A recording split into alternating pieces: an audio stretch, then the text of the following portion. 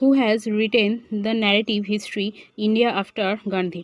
India after Gandhi এই বইটি কার লেখা? সঠিক উত্তর রামচন্দ্র গুহ।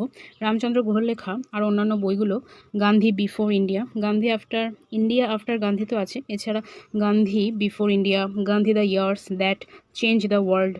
আর অপশন এতে যে আছে রূপা বাজওয়ার লেখা বই the sari shop, tell me a story. আর মালতী রাওয়ের লেখা বই ডিসঅর্ডারলি ওম্যান, দ্য ব্রিজ। আর অরুন্ধতী রয়ের লেখা বই the god of small things, the end of imagination.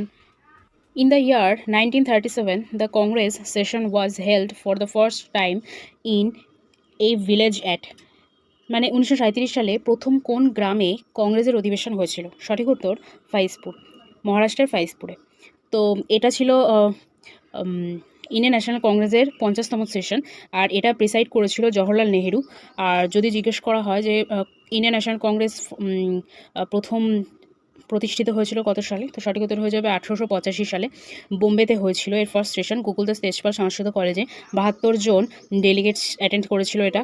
আর এর জেনারেল সেক্রেটারি ছিল এও হিউম। আর এর ফার্স্ট প্রেসিডেন্ট ইলেক্টেড হয়েছিল উমেশচন্দ্র ব্যানার্জি।